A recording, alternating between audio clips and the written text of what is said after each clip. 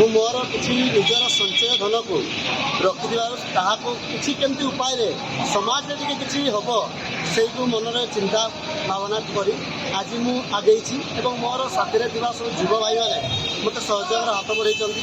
ମୁଁ ତ ପଇସା ସିନା ଏକଲା ଖର୍ଚ୍ଚ କରିଦେବି, ହେଲେ କିଛି ଏକଲା କରିହେବ ନାହିଁ, ସମସ୍ତଙ୍କର ହାତ ଦରକାର। ଯଦି ମୋତେ ସମାଜରେ ସମସ୍ତେ ଟିକେ ସହଯୋଗ କରିବେ, ମୁଁ ଆଗକୁ ଆହୁରି ସମାଜ ସେବାରେ ନିୟୋଜିତ ରହିବି। ଆଜି ଆମେ ତିନ ଦିନ ହେଲା ସରବତ ବାଣ୍ଟୁଛୁ। କ'ଣ ନା ଦହି ସରବତ, ସ୍କ୍ୱାସ୍ ସରବତ, ଲେମ୍ବୁ ପାଣି, ORS ପାଣି, ଯାତାୟାତ କରୁଥିବା ସହିତ ପ୍ରତ୍ୟେକ ଦିନ 700ରୁ 800 ଲୋକ ପିଉଛନ୍ତି। ହେଲେ ଆଜି ଆମେ ଗୋଟେ ମନରେ ଚିନ୍ତା କରିଲୁ ଯେ କିଛି ବୃଦ୍ଧ ମାଉସୀ ଏବଂ ବୃଦ୍ଧକ ମଉସାମାନଙ୍କୁ ଛତା ଏବଂ ଗାମୁଛା ଗୋଟେ ଦେବୁ। ଖରାରେ ଆସିଲା ବେଳେ ସେମାନେ ଗାମୁଛା ମୁଣ୍ଡରେ ବାନ୍ଧିକି ଆସିବେ ଏବଂ ଛତାଟି ଫୁଟେଇବେ।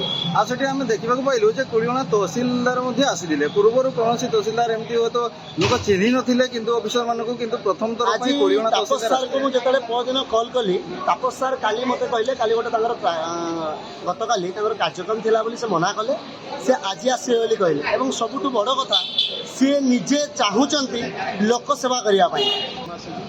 ସାର୍ ଆପଣ ଲୋକଙ୍କ ପାଖରେ ପହଞ୍ଚୁଛନ୍ତି, ଏଇଟା ଗୋଟେ ବହୁତ ବଡ଼ କଥା। ଆଗରୁ ପୂର୍ବରୁ ଏମିତି କେଉଁ ଅଫିସର ଆସିନଥିଲେ, କୌଣସି ତହସିଲଦାରକୁ ଲୋକ ହୁଏତ ଚିହ୍ନି ନଥିଲେ, କିନ୍ତୁ ଆପଣ ଆସି ପହଞ୍ଚୁଛନ୍ତି, ତାକୁ ସାହାଯ୍ୟ କରୁଛନ୍ତି, ଯେତିକି ପାରୁଛନ୍ତି ଆପଣ କରିଛନ୍ତି। ତ ସେ ବିଷୟରେ କ'ଣ କହିବେ? ଲୋକଙ୍କ ପ୍ରତି ଆପଣଙ୍କୁ କ'ଣ ମନୋଭାବ?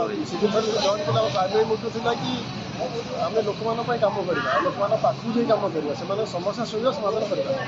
ଆଉ ସେଇ ହିସାବରେ ଗୋଟେ ସିଭିଲ୍ ସର୍ଭାଣ୍ଟ ହିସାବରେ, ପ୍ରଶାସନିକ ଅଧିକାରୀ ହିସାବରେ ମୋ ଲୋକମାନଙ୍କୁ ଯାଇକି ସେମାନଙ୍କ କଥା ବୁଝିବାଟା ଦାୟିତ୍ୱ କର୍ତ୍ତବ୍ୟ। ସେଥିପାଇଁ ଆମେ ନେଇଯାଉଛୁ। ତ ଏଇଟା ନୂଆ କଥା ନୁହଁ।